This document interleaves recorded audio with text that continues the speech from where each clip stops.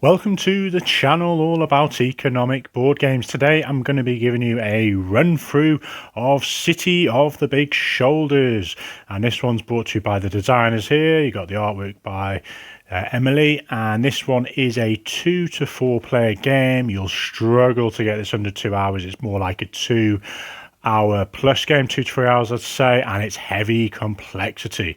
And in this game we are investors and setting up businesses, invested in other people's companies in Chicago in that time of 1875, and when it surviving from a fire I believe it was, and it was this prosperous time during these decades, and we'll be playing from 1875 to 1915, 5 rounds basically. And as I say, this is a run through of 2 players. I'll be the only person here as usual. I've got the Crackerjack Company and AG Spaulding, which I'll explain how I came about those.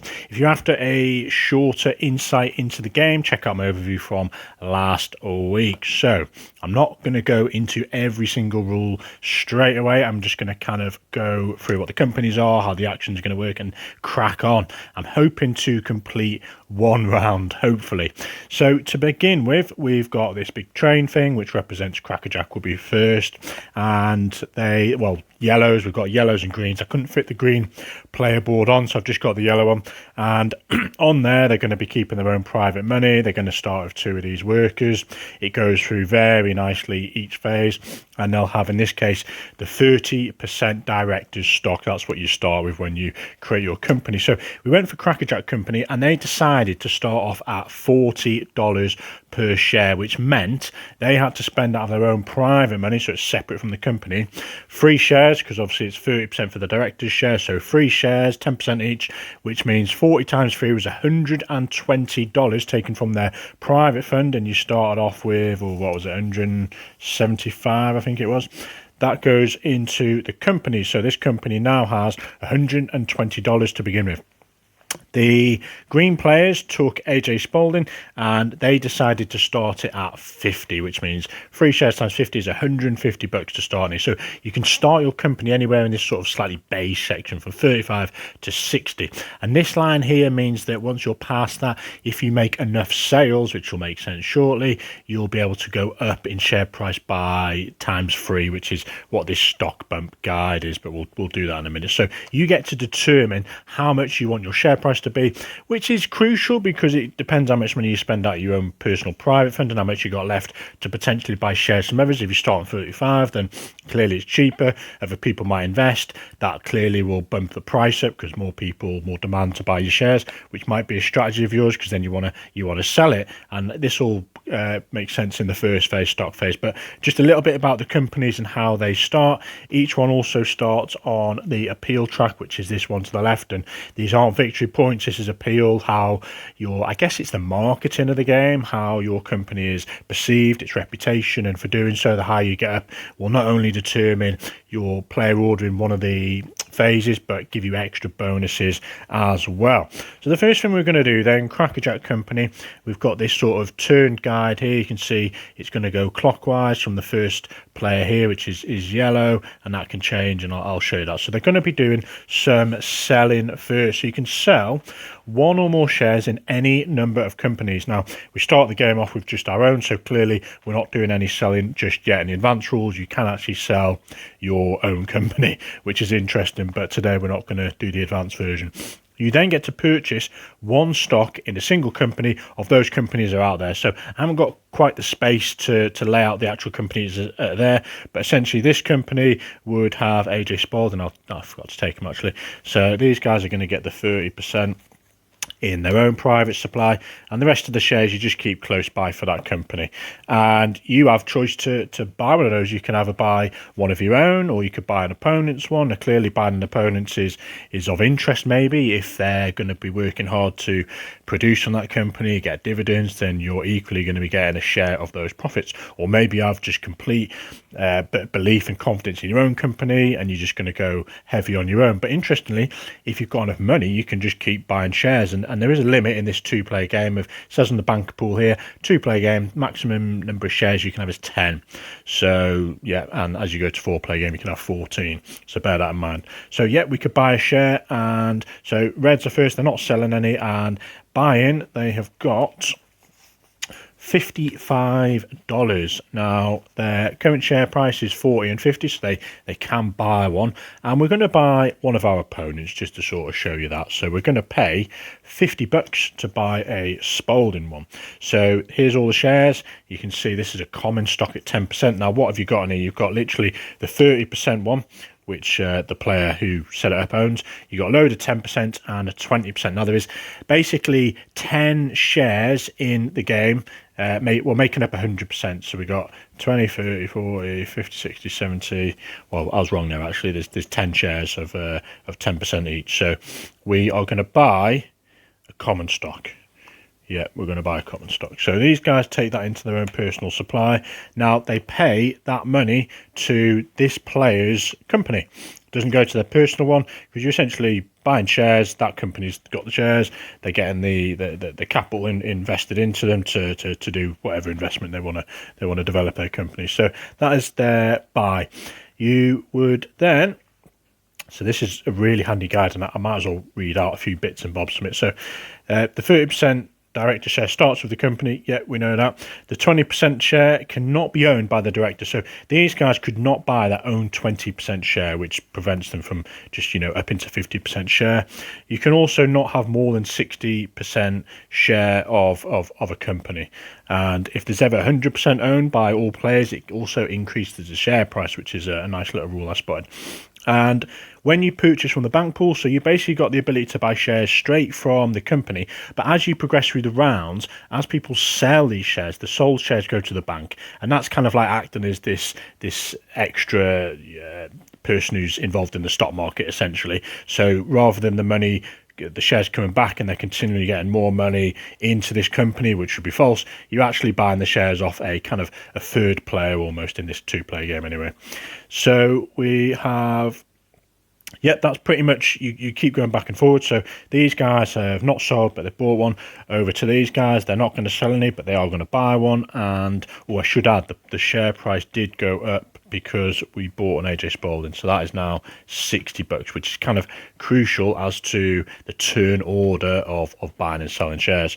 And obviously, if you sold a share, that would go down depending on how many shares you sold. You equally cannot buy and sell or sell and buy the same share in the same decade, which is very important. Otherwise, you'd get just basically an hour of buying and selling shares constantly. So these guys, where are we? These are the green players. They're going to buy, so they're not doing any selling, they're going to buy their own share price has gone up to 60, and they have got enough money. This is their company. Already making mistakes. So 25. They've got 25, so they invested heavily into their company to begin with. It was 50 times the free shares, 150. So they've only got 25 left, which they were never going to be able to afford anything straight away. But that's sort of how it shows you how differential it can be by setting your share price higher, because you haven't got enough funds to buy something else, but as well your share price has now gone to 60 or because someone else has bought it. So when it comes back around to selling on the next phase, if you do decide to sell one of yours, which they can't in this case because they've only got the preference share, it already shows you part of the strategy of the game. Whereas the Reds had a bit of money left over. Now they've got a share in their own company and of Spalding. So if these guys manage to produce, they're getting 10% of the dividends of the sales payment. So massive moves made already. So you basically keep going. So these guys can now sell a share if they want. Obviously, they couldn't sell the share they've just bought. And if they did have another share, for example, they'd sell it to the bank pool. So they're going to pass as well. Are they going to buy more? They've only got 5 left, so that's a no. Goes back to these players. They can't do anything either. So 2 consecutive passes, and that ends that phase, the stock phase. We then go on to buildings. So each player was dealt 3 of these buildings, and they got these little ones, and you're going to be acquiring 2s and 3s later on in the game. Basically, you're going to look at these, and you're going to keep one, which is going to go out onto the board. You're going to discard one, and you're going to keep one for a future round. So what do these do then? This one is going to give that player who goes on there an extra sales good, basically, and you put it at the bottom, and you get an extra good produced from your factories, which gets you some more money. And you can see when this goes out, workers are going to be added to the worker pool, which is key. It lowers the price down. So we'll do that in a sec. And also it's got this really nice iconography where it shows you that the company is going to pay money to the player. So if this is in, you can see you got 4 colours, so we've got yellow and red, green today. So if green pops that down, you can see when someone uses green's tile, they're going to get money from their company over to green's personal supply, which gives them more benefits in being able, or more strength in being able to buy shares in future. And you can see the cost of doing that. They're going to pay. That's the actual money being paid. So we are going to, in this case, before I babble on for too long, we're going to probably go for this sales manager, because that's $20, which is quite an incentive for other players to use this, because obviously we want them to pay money to us in our personal supply, rather than the 70 on the board. Now I'll go over the board in a sec. So we're gonna keep that one, and we're thinking, right, we're gonna, they're both really, they're all really good actually, because you know, an extra good is massive and the 2 appeal is strong as well. But we're going to discard this one. We're gonna keep this for a future round, because I think we can use that. And this one is what we're gonna play. Now this would be secret, and as you can see on the player order, we've done the buying and selling. We move over to the buildings, and that little symbol means it's all going to be done simultaneously, so you can't play off your opponents. And these guys have got an automation one, which means you can bring one of these cubes up to your factory rather than having workers, but you do need to have a worker there to be able to swap them out. This one's about managers, which I'll kind of go through all this when I actually do it. And this one's about reduction in these capital assets. You can see AG Spalding and Bros have got a potential for that to be placed on the company. You can still buy them as well. They're quite expensive, and they give you the cubes if you desperately needed them and they weren't under supply, and you get a reduction. So I think in our case, we're probably going to go automation on the future round.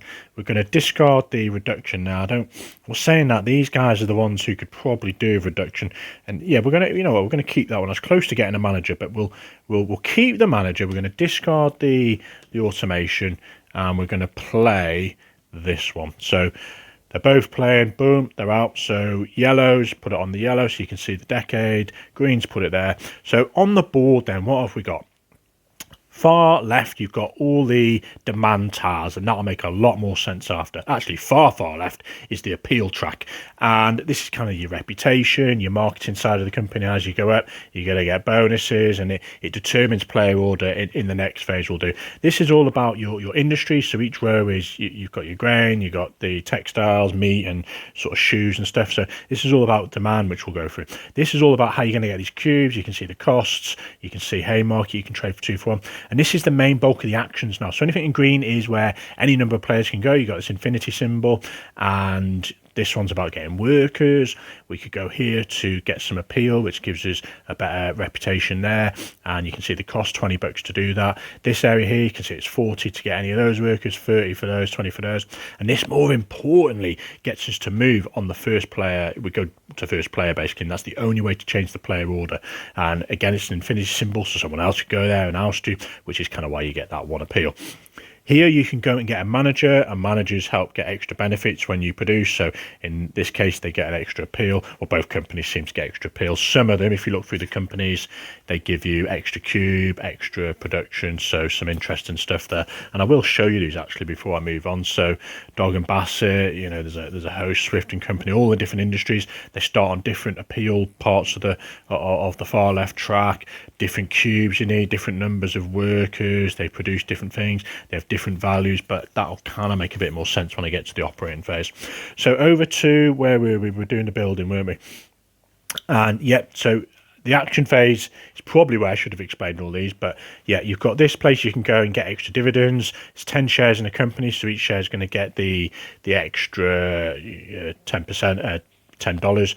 you can get money for your company there, and it shows you from the banks of the company, and these will be coming out on future decades as well. So we've done the building phase, we've kept these aside for next time, we've put those two out, and you got decade by decade, so 5 decades, 1, 2, 3, 4. When you get to here, you get an extra worker in decade 3.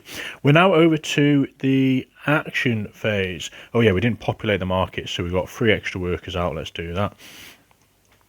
So that means they've gone down to 30. Now, I'm going to apologise now if I missed something during this sort of run through. There is a lot going on, especially playing as 2 players. So over to the action phase then. Now, you can see on here, we moved this cube. This is based on your proprietary, so whoever's got the actual first player token, yellow's the first. And this is massive, and you'll see why. So they get to determine where their 2 workers are going to go. So they do 1 at a time. And they are going to, then what do we want to do? So we haven't got a space to get a capital asset. We could still get one, but $40 to get these 2 black cubes, and as well pay the 10, whereas I can buy them from the supplier later on. And these guys need a brown cube. They're going to need workers. So looking at your factory, then you can see they're in the grain and wheat industry. They've started 1 appeal. This bit's about the cost of the goods, the price for selling, should I say. So when you've actually produced one, that's one area to produce, that's another area to produce. You're going to be selling these to meet demand, and the more salespeople you get by getting them either here or here, you're going to acquire these little dudes, and that means your goods are now worth, rather than 30 to start off with, 40, and if you get another salesperson, it's going to be worth 50. You also see that if you get managers, you get appeal, you need a worker, which is probably going to be one of the first things I'm going to do. And if you manage to produce the far left area, you get a chance to do the far right, as long as you've got the workers and the resources or the automation tokens. So the first thing we're going to do, place a worker, and we're going to be paying from our company to the bank a number of workers we're going to take. And you can take as many as you want, but they progressively get more. So we're going to take 1 worker. We're not going to spend loads of money to go and get more. We could get 3 more to fill that, but we've only got so much money in our company, unless we went here and got more money. And it says here we're paying it from the company to the bank, so we've paid 30. Now, a lot of people have beef with paper money. It's not too bad in this game. It is what it is. And we are getting 70 change. Okay, we've got a worker. That means we can potentially produce. So that was our company. And we've got our own private funds, so don't get the 2 muddled if you can. Next thing is over to these guys. And remember, we could have bought more workers, and it feels a shame not to. But I think, considering this company's got, 40, 90 to spend, because we couldn't have operated this unless we had all 3 workers. So you can see the disparity already compared to this company. They only need 1 and then 2. So we'll see how that plays out. But over to these guys, they're equally going to go. Well, there's no rush to go and get workers, I guess, because it's infinity. And we know that player is probably not going to go and get more, because they would have done that already. So maybe they'll hold off on that. And looking at their company, they've got about 100. They've got $200 here actually, because the yellow player's invested in a share. So $200. And well, they're going to need workers at some point. They're also going to need cubes, which will happen in the operating phase, which is where you get from here. So, and there's no cubes on offer. Sometimes there's cubes on offer. You know what we're going to do is we're going to go and get one of these capital assets. So we're going to go to this spot. We pay the bank, and depending on which one we take, we're going to go. So you can see we need a black, a pink, and then a blue and a pink. We're going to go and get these pinks here, and as well, you can see it gives us an automation to. Oh, you know what? We're going to wait, and I'll show you why. Because we're going to go instead to the workers. And this will make sense, because to apply that automation benefit, you need a worker already there, and automation basically replaces it, and it's just a waste of a benefit doing that now. So we're going to go in, we're just going to take those 2 for 30 each, 60, plus 1 at 40, so we're going to pay 100. So it's one of them games where things sort of happen, you figure them out as you go along. So we've paid 100 from our company to the bank. We've got 3 workers now, we just pop them in here. Oh, which is a waste. I'm going to buy 1 less worker, and that will make sense. Oh, it's interesting. So 40 back. Now you'll see why on my next go. Okay, 40 back into the company. They've done their gun. You only get 2 workers, folks, to begin with, so you kind of really want to get to... well, this is going to happen anyway on the 3rd round for both players, but you can have maximum of 5, and you acquire them by either getting up on the appeal track and getting past this spot here, or if you produce or activate 2, both sections left to right of your company, you can see there's another dude to be attained there. So that's well, basically everyone wants to produce as well as you can, but sometimes when you start buying more companies, people might run them inefficiently because they want the share price to go up by other players buying them in, which isn't as certain because the share price goes up by you paying dividends, and if you're not operating or if you're not selling stuff, then the share price is going to go down, which loses you money. So some very interesting stuff going on there, the buying and selling. So these guys are done. Over to these guys. They've got one more. They've got the worker. They're going to get potential cubes in a minute. Maybe they are going to take advantage of... Now, they're looking at the supply here. They need a brown, a black, and a blue. Well, a brown in this case, and the first brown's there, and there's 2 browns there. So they're not too worried about whether they're going to get them. And currently, they're both on 1 appeal. And whoever's on top will be going first. So maybe they want to just nip ahead on the appeal track. And the only way to do that is to go here. Which is kind of a waste because they're starting player anyway. I think they're going to go for the sales spot, which is a shame because it's on their row, their colour. So that $20 is, well, actually it is. That's $20 from their company to their own investment, which is kind of strange, but that's the money to use the action. So they are going to get a sales rep, which goes here, which means when they sell goods, it's worth 40 each. Over to these guys then, and we were going to do something of this. They were going to go here. They were going to buy this pink one, which is Union Stockyards. They plonk it on the top here, because they've got the space for it. These guys haven't. They get an automation. Great. Now, I'm going to pay the money for that first before I forget. $50 from the company to the bank. And that's that done. So they're going to get the automation. Now they can replace this worker with a machine, shall we say, which you can see, having done so, releases the spot of the bomb, which means we now produce an extra good on that when we produce here. So 2 plus we're going to get 3 there, but this extra work we get to move now, which means we can fill up that spot, which is great. So you can see why I only bought the 1, because I knew that work was going to come back. These then shuffle down, so they're slightly cheaper. We've got a new one out. Oh, that's very nice. You get to looks like you get to increase your share price, I think. And right, these guys have done that. Now you can activate any point on your turn, $10, so we might as well just do that now, unless it's on your operating phase. We'll wait till your operating phase, but you can essentially pay $10 once per decade to get 2 pink cubes here, which is great.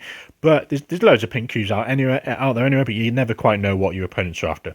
So we have done the action phase. We are now on to the operating phase, and this is based on turn order, highest to lowest on the appeal track.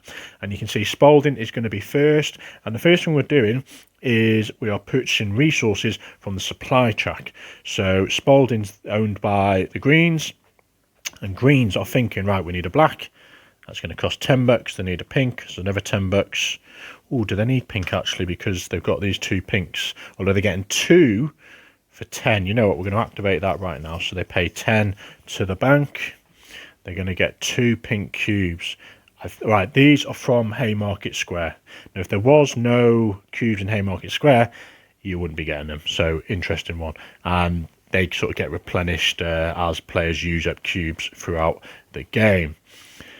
Now, what did we say we're doing? So we want a black one. We've kind of got that pink on that pink. We also want a blue one. So we're going to get these 2 for 20. You can buy as many as you want, as long as you can pay the cost, and you can keep as many on here for future turns. You can only operate this section of the factory once on this decade, and that one once. So it might be that we want to store goods for future turns, because this pink's going cheap.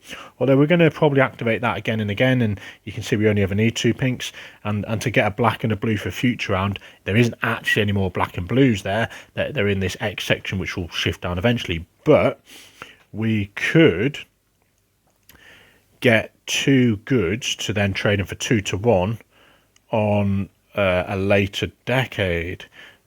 But I'm not going to think too hard about that. I'm just going to buy these two. So that's $20 from the company over to the bank. Now, that's the end of this company's turn. Actually, no, we're not there just yet.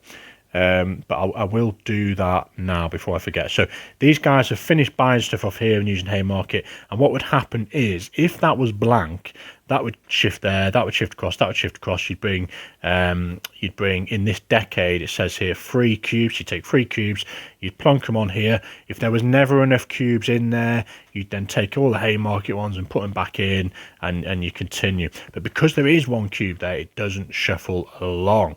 And you can see as you go through the decades, progressively more cubes come out. When you spend cubes, they go to Haymarket, and there's this sort of scarcity. So until someone spends pink cubes, you can't actually trade 2 of your cubes to get a pink cube because there's none there. So very interesting. Now over to the next part of the operating phase. They are going to purchase one or more goods. So you can see this section here is you look at your manager. They've got no manager there. If they did purchase one from the board, that would give them 1 appeal, which is a movement on here, but they've not got that. They are going to spend a black cube and a pink cube. They've got this sort of machine running it, and they're going to get paid out. So they're going to put those 2 cubes in there. They're going to get paid out 3 goods now because they've revealed that spot at the bottom. They are also going to run this side of the factory, and they haven't got a manager, and they have got 2 workers, and they have got a pink and blue cube, so they're spent.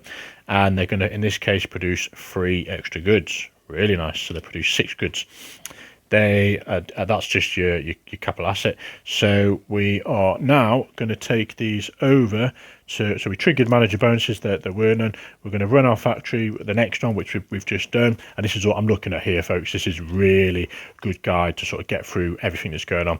We're then going to sell 1 or more goods. You can decline to sell.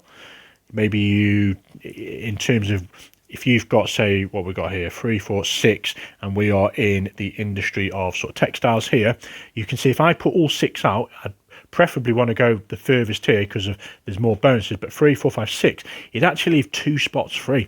Now, it doesn't really matter right here because there's no bonuses, but if this was further up, say here, and I only had 2, and I filled that, my opponent, if they were in the same industry, which they're not in this case, if they filled it, the last one, they're going to get the bonus. So there's a bit of power play as to when you use these, but if you don't sell anything, the price of your shares is going to go down, and that means your shares are worth less, but then it gives opportunities for people to buy in, I guess. But so there's a lot to go there, but in this case we are in this industry, we've got 6, we're just going to plonk them out. Now the value of these goods is determined by this sort of money bag on the side. So in this case you can see that they are worth $20 each. If we had bought a salesperson, they'd be worth $30. And you can see the difference already between the Crackerjack and the AJ Spalding. These seem relatively easy to get to produce both areas, but the goods they're producing, the clothes, shall we say, are only worth $20 or 30 for a salesperson. Whereas these guys have maybe got to get an extra worker or so, and you can see it's that they're getting more revenue, especially for the salespeople, than for selling wheat and grain in this case. Whereas you can see some of the other companies, let's choose Dog and Bassett here. You see they're selling shoes, $70 there. One of my favourites, Brunswick's. So look, a textile in a textile. If you'd have chosen this one, you'd be making potentially 110 if you've got 3 salespeople. But you can see you need more cubes, and there's just a host of things and different things. So there is definitely differences you need to pay attention to when you choose these. But they all seem really well balanced. In all the games I've played, it just depends how you want to piggyback off other players. Right, where were we? So these guys were on the appeal track. Yep, they've produced, so they're going to get the money now. So this is called the run rate. You're going to decide that the number of goods sold. So we sold 6, and you times the goods price, which in this case is 20. So 120 is our revenue, plus the bonuses. For this one, there is none there, is 20. So 140. You then round it down if it couldn't be divided by 10. In this case, it can. So 140, did we say, divided by 10 is $14 per dividend owned by players. And we now decide if we're going to pay dividends, which we are, because generally you pay dividends, your share price is going to go up. And I'll kind of go over this stock bump guide now as well. If you don't pay dividends, your share price is going to go down, and obviously that's not really what you're aiming for unless you've got a sneaky plan. So we're going to pay dividends, and what did we say it was? $14. Now this comes, oh, where's that come from? So 14 bucks gets paid. Well, we get our money first from the market, because these are the, what should we say, the consumers. And what did we say it was? 140. Well, I'm getting muddled. Yeah, 106 of those, 20 plus the 240. So we'll take that money from the retailers who've bought our textile goods, and then we have decided to pay dividends. Now, obviously, these shares are still part of this company, and there's only so many shares that have been distributed out there. So these guys have 30%. So what's that? 3 times your 14 is 42. I think it's rounded down, is it? Yeah, let's assume it's rounded down. So 40 bucks they're going to get paid into their personal funds to buy other stuff. And these guys had the 1 shares of 14. So that's, we have got the money. I'm being silly. We've got 1s and 5s. Okay. Where were we? We paid, I can't remember now. I think it was 43. Yeah, 42. So they're owed 2 bucks. Let's just get a bit of change. And 1, 2, so 42 we said, didn't we? So they've got their money. These guys are going to get 14. You know what? I'm just going to pay them this whack here. It's only a run through. I'm not ever going to get to anything else. So they've been paid their personal money then. So yeah, they've paid the dividends out. The rest stays there. Clearly, they've got the other shares there, and the share price is going to go up 1. Well, we need to check first on the stock bump guide. So first off, I won't move that just yet. 60 bucks then. So you look at the share price, currently 60. Did we get more than 120 in sales? We actually did. So we had 140. So you can see if it was over 120, but between 180, it go up twice. If it was beyond 180, it go up 3 times. So we're actually going to go up twice on the share price. Massive. So great if you're owning shares in that. Awesome. And that was these guys who did the operating phase.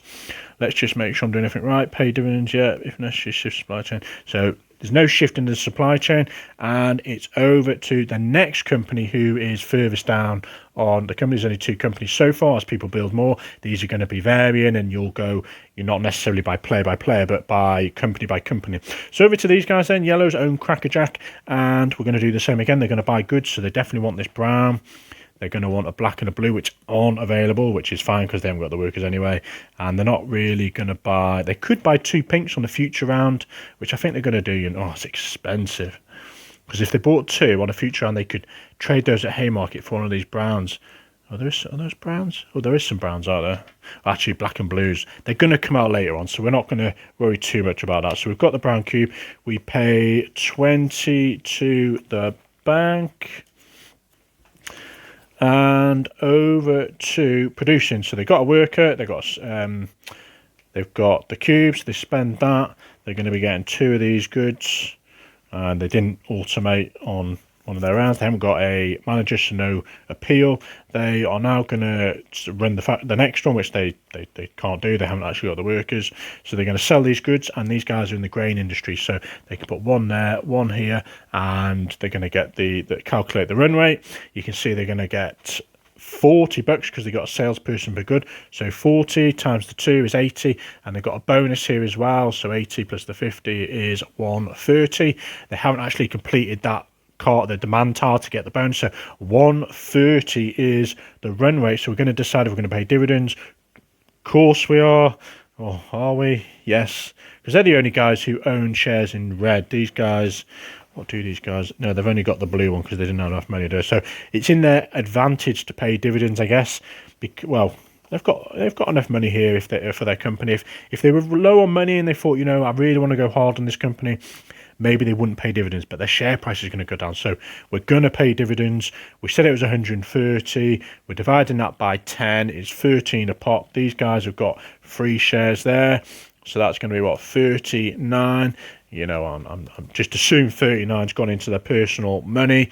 And we look at the stock bump chart. Their current price is 40. Have we paid more than 80? We did. It was 130. But you can see that important line you need to get by, and we haven't got past it. So we're only going up twice in this case. And now they're past the line. Right then. Where are we? We've paid dividends. There would have been money going in here as well, actually, but I'm trying to not be too fiddly with the money. Right, so they'd have got the money for the other shares. and we are shifting the supply chain. That is still the same. And we are now over to the cleanup phase. Let me just check I've done everything right there. Yeah, we've increased the share prices, we've done the goods, yeah, we're good. So cleanup phase then. We're going to discard the lowest value capital asset. Boom, that's gone. And we'll plonk over there. These are going to go down. Some nice stuff on here. So we are then going to remove filled demand cards from the game. So that one's filled. This one's filled.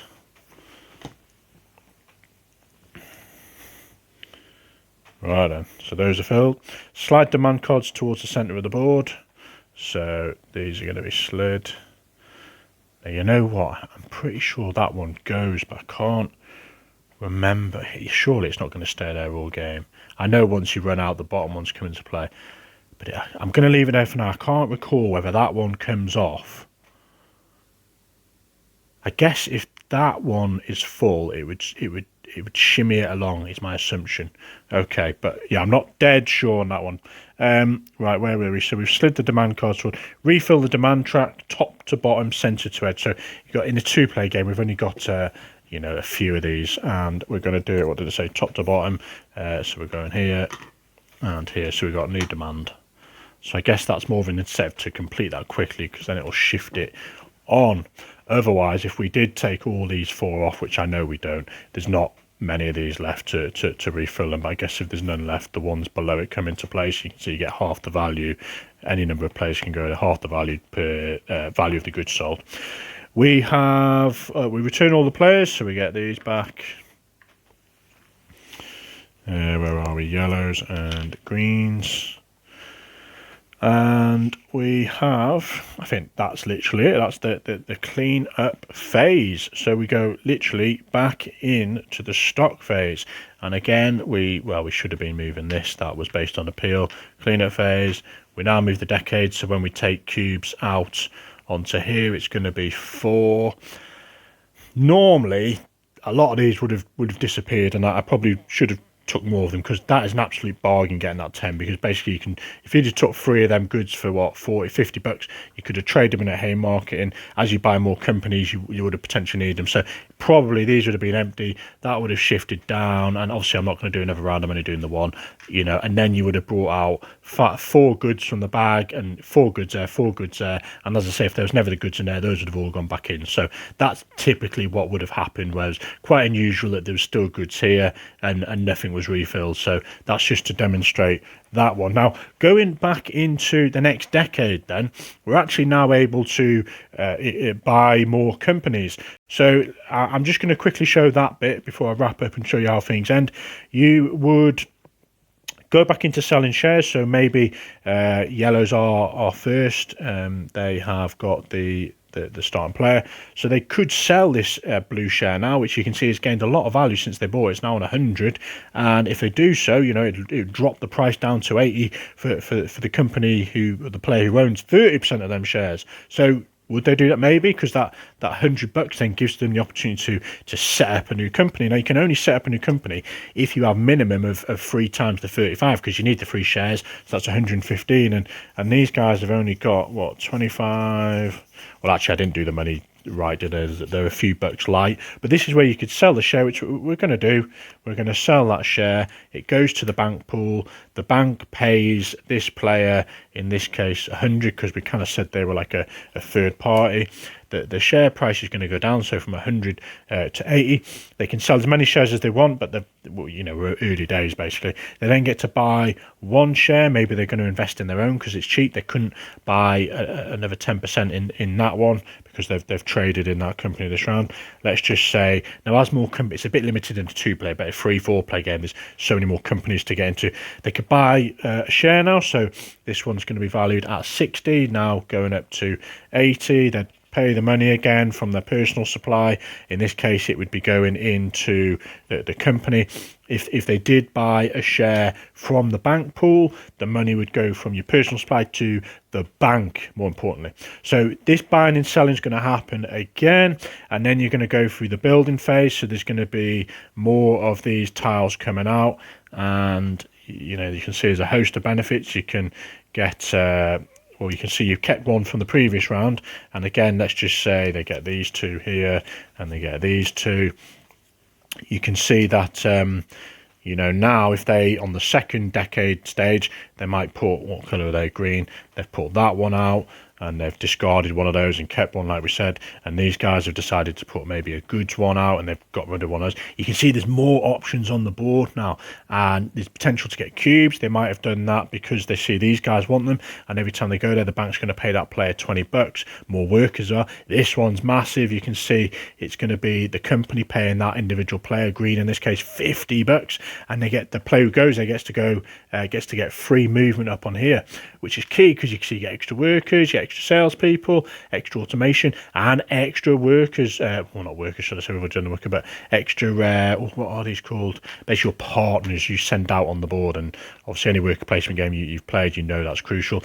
This one here gets you these tokens. Where are they? Which you can put on your company, and you're going to get an extra good each time every decade, which are massive. This one's going to increase your share price, key, because that's end game scoring. Another good one there, and another share price increase, and that most importantly dictates this third bit, fourth bit, where you get to do the operating phase and take the goods first. So crucial as to getting up that appeal track. Right, where were we? So that was a little bit about that. So how's the game gonna end then? Once, actually, I'm skipping ahead here. Buying companies. So you could have bought an extra. You've sold, these guys sold that blue share, they've got more money, they could now buy something. So when you get to the buy part, rather than buying a share in your company or someone else's company, you can set up a company, and you're literally going to just pay a minimum. So you're choosing this where the token starts. So if they go for Brunswick, they're like, right, I can afford $40, 40 times the free is 120, pay $120 into the new company, and they've set it up there depending on how much money they've got. If you haven't got enough money to hit the minimum requirement of 35, then you're not even setting up a new company.